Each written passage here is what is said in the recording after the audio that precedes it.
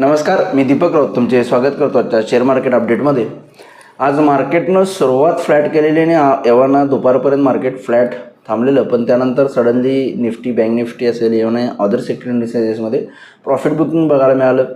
हे प्रॉफिट बुकिंगची शक्यता मी कालही व्हिडिओमध्ये वर्तवलेली की एखादं प्रॉफिट बुकिंग डिप येण्याचे चान्सेस आहेत, कारण निफ्टी ऑलमोस्ट 2000 पॉईंट वरती आला आहे वन वे, आणि आपल्याला त्या पद्धतीनं प्रॉफिट बुकिंग येताना बघायला मिळालं। 23,800 जो रेजिस्टन्स आपण बघितलेल्या व्हिडिओमध्येही मी बोललेलो, एक स्ट्रॉंग रेजिस्टन्स म्हणून ॲक्ट होताना आपल्याला बघायला मिळाला, आणि आज एक अहेड ऑफ एक्सपायरी मार्केटमध्ये एक प्रॉफिट बुकिंग हायर लेवलला बघायला मिळालं।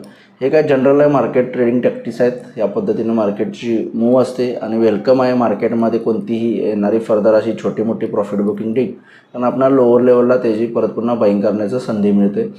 उद्याच्या सेशनसाठी बोलायचं, उद्या मंथली एक्सपायरी आहे निफ्टीची, त्यामुळे आजच्यासारखंच थोडं चॉपी ट्रेडिंग असू शकतं दुपारपर्यंत। दुपारनंतर एक डिसायसिव्ह ट्रेंड येऊ शकतो पॉसिबली, जर 23,500च्या वर राहिलं तर पॉसिबली मला वाटतं मार्केट परत थोडंसं क्लाइंब होईल वरच्या साईडला। अदरवाईज 23,500च्या खाली असेल तर थोडं खाली येऊ शकतं। टेक्निकली बघायचं झालं तर 23,500 प्युअर पॉईंट आहे।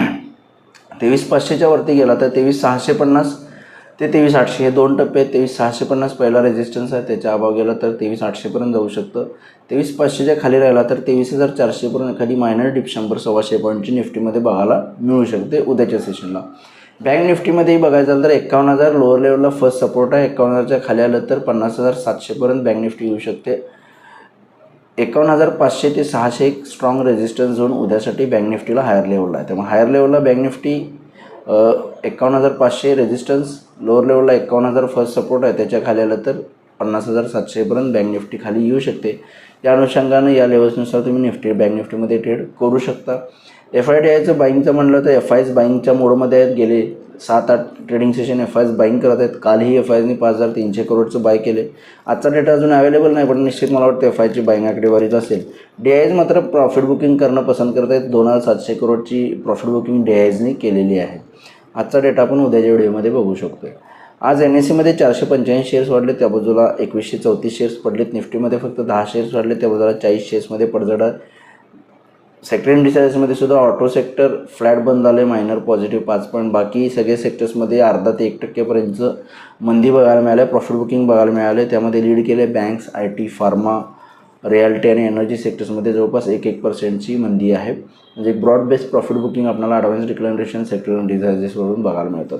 ग्लोबल मार्केटचा आढावा घ्यायचा झालं तर युरोपियन मार्केट्स फ्लॅट आहेत, 10-20 पॉईंट प्लस मायनस। डाऊ फ्युचरसुद्धा 20 पॉईंट पॉझिटिव्ह आहे। US मार्केट कालही फ्लॅट बंद झाले, आत्ताही सध्या सेशन्स फ्लॅटच ओपनिंगचं वाटतो। US मार्केट फ्लॅट राहिले तर मला वाटतं आपणही एक फ्लॅट ओपनिंग देऊ शकतो एक्सपायरीच्या दिवशी।